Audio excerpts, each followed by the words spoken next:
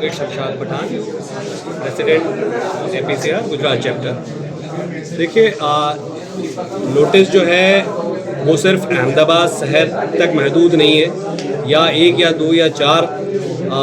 इदारों को या स्थानों को लेके नहीं है। गुजरात में कुल 1400 जगहों को नोटिस मिली है, जिसमें 200 से ज़्यादा जो हैं वो इस्लामिक स्ट्रक्चर्स हैं, जिसमें दरगाहें हैं, मस्जिद हैं, मदरसे हैं। तो ये ज़रूरी था कि गुजरात के तमाम ज़िम्मेदारों को हम बुलाते और सबके साथ मिलकर ये तय करते कि इस मामलों को हम कैसे लेके जाएंगे। और उन जिम्मेदारों में हम ये चाहते थे कि वकील हों जो गुजरात हाई कोर्ट में प्रैक्टिस करते हों, सियासी रहनुमा हों जो लोग विधानसभाओं में, नगर पालिकाओं में, महानगर पालिकाओं में मेंबर्स हैं वो लोग हों, और समाज के ज़िम्मेदार हों जो जमातों से जुड़े हुए लोग हैं। तो इसलिए हमने तमाम तरह के लोगों को बुलाया था और हमने ये कोशिश की है कि ये जो बातें, ये जो नोटिस है, उन नोटिसों का हम कलेक्टिव कैसे रास्ता निकाल सकते हैं, कैसे उनको लड़ सकते हैं। तो आज हमारी तरफ से ये सारी बातें APCR की तरफ से और दूसरे तमाम लोगों की तरफ से ये कही गई कि जो सुप्रीम कोर्ट का ऑर्डर है वो 1-to-1 बेसिस पे है। यानी सुप्रीम कोर्ट ने ये कहा कि भाई जो भी स्थानों को आप नोटिस दे रहे हैं तो वहाँ पे सबसे पहले आप ये देखिए क्या उनको नियमित किया जा सकता है, रेगुलराइज किया जा सकता है। अगर नहीं किया जा सकता और बहुत अड़चन वाली है तो क्या उसको रीलोकेट यानी उसको कोई और जगह पर ले जाया जा सकता है, और अगर ये दोनों चीज़ें पॉसिबल नहीं है तो उसको रिमूव कैसे किया जा सकता है। तो हम आज APCR के जानिब से और तमाम लोगों की तरफ से ये कहा गया है कि जो नोटिसें मिली है उसमें सीधे तौर पे ये कहा गया है कि इनको हटा दिया जाए। तो हमने कहा है कि वो नोटिसों के जवाब दे और प्रॉपर तरीके से जवाब दे और अपने डॉक्यूमेंट के साथ जवाब दे कि उनकी जो जगह है वो दरगाह की हो या मस्जिद की हो या मदरसों की हो या और कोई संस्था की जगह है, वो कब से है और वहाँ पे वो किस तरह से इलीगल नहीं है और वो किस तरह से अड़चन नहीं है। तो आज उस पर लोगों का गाइडेंस हुआ है। इंशाल्लाह APCR की तरफ से डिटेल में एक प्रेस नोट भी जाएगी जिसमें जो बातें हुई हैं वो तमाम बातों का जिक्र होगा और लोगों को अवेयर किया जाएगा। और इंशाल्लाह आने वाले दिनों में APCR और दूसरी तंजीमों के साथ मिलकर इस पर जो लोग हैं उनकी कैसे रहनुमाई, कैसे गाइडेंस हो सकता है, किस तरह वकीलों के साथ उनको कनेक्ट किया जा सकता है और इन मामलों को कोर्ट में कैसे ले जाया जा सकता है, उस पर भी आने वाले दिनों में काम होगा। सर, कानूनी लड़ाई किस तरीके से लड़ी जाएगी सर? देखिए, सुप्रीम कोर्ट के द्वारा ये ऑर्डर दिया गया है और सुप्रीम कोर्ट ने बहुत क्लियर 3 इसमें गाइडलाइंस दी है कि रेगुलराइज करने की बात। तो हमारे तरफ से यही कोशिश होगी कि जो इदारे हैं, जो संस्थान हैं, उनके डॉक्यूमेंट्स अगर कागज़ हैं तो महानगर पालिका जहाँ पर है वहाँ पर महानगर पालिकाओं के ज़िम्मेदारों को, जहाँ पर कलेक्टर हैं, जहाँ कमिश्नर है, उनको बात करके उनको डॉक्यूमेंट्स के थ्रू कन्विंस करके इदारों को ज़्यादा से ज़्यादा रेगुलराइज करा जाए। लेकिन सबसे इम्पॉर्टेंट है कि हमारे पेपर्स अगर पूरे होंगे तो वो नगर पालिकाओं पे, महानगर पालिकाओं पे हम दबाव बना के वहाँ से रेगुलराइज करवा लेंगे। अगर डॉक्यूमेंट पूरे नहीं होंगे तो शायद हो सकता है आने वाले दिनों में कोर्ट भी हमको मदद ना करे। सबसे एक बात कि 2009 में जिस वक्त सुप्रीम कोर्ट ने ऑर्डर दिया था उस वक्त जितनी तादाद बताई गई थी उससे बढ़कर अभी तादाद बताई जा रही है 1386। ये तादाद किसकी तरफ से बढ़ाई गई है? देखिए,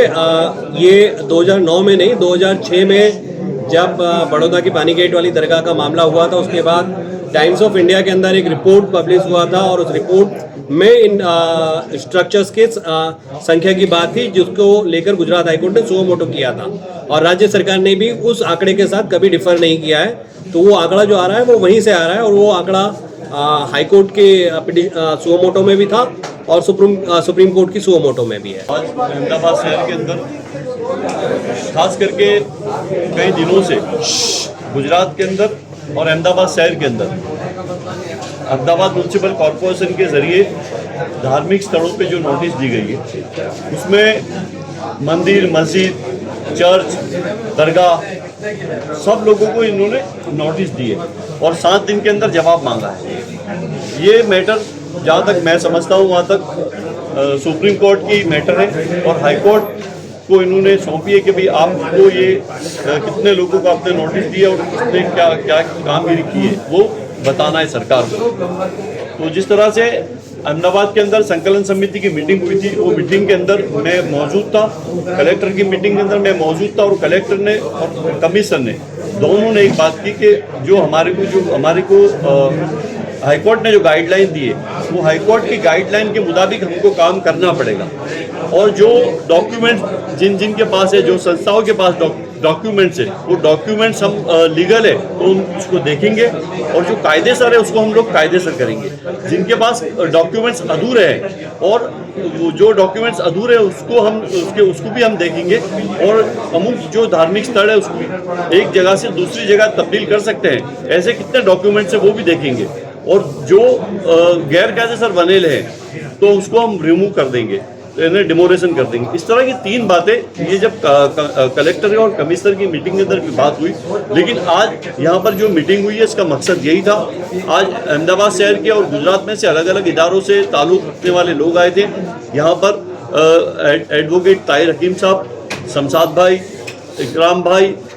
यासू भाई, प्रोफेसर अंसारी साहब और उनकी पूरी टीम, सब लोग यहाँ मौजूद थे। सब लोगों ने बात यही रखी कि भाई हमारे पास जो कुछ भी डॉक्यूमेंट्स है वो डॉक्यूमेंट्स को हम सरकार के अंदर जहाँ भी रजूआत करने की, नगरपालिका हो, कॉरपोरेशन हो या तालुका पंचायत हो या कलेक्टर हो, वहाँ पे हमारे सब डॉक्यूमेंट्स होंगे तो कम से कम हमारी जो कुछ भी अभी फरियाद है, जो कुछ भी हमारी समस्या है वो उसका सॉल्यूशन आ सकता है। सर एक बात के आप वक्फ बोर्ड के मेंबर हैं, लेकिन वक्फ बोर्ड खामोश है, इतनी सारी वक्फ की ज़मीनों को नोटिस मिला है। चौक्कस इसके अंदर वक्फ बोर्ड की जब ये मीटिंग होगी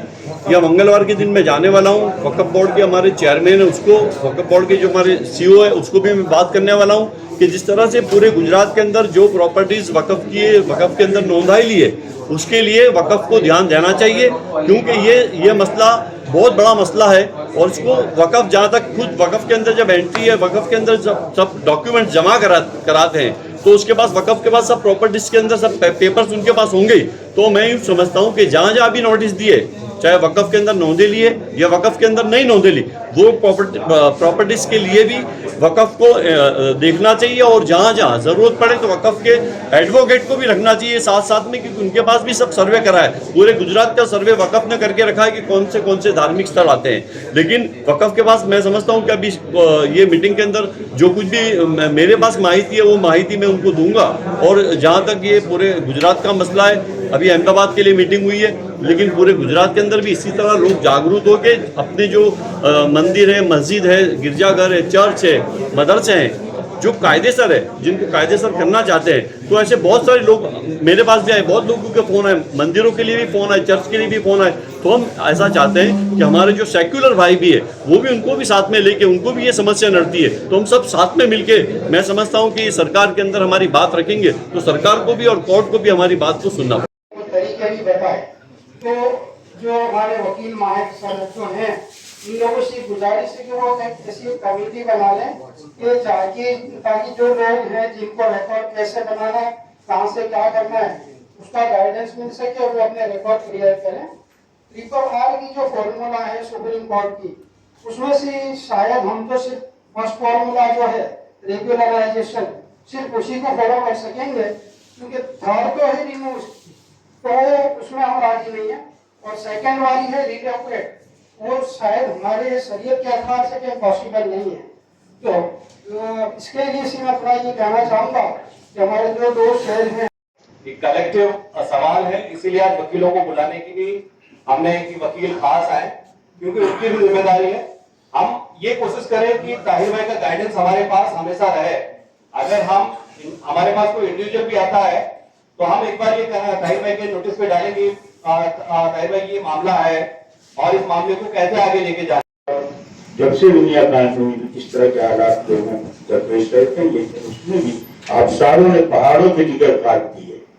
हौसला चाहिए औलाद से टकराने का। हम अपनी पूरी मर्जी के साथ इसका मुकाबला करें, और अल्लाह का शुक्र है कि अल्लाह ने इस कौम को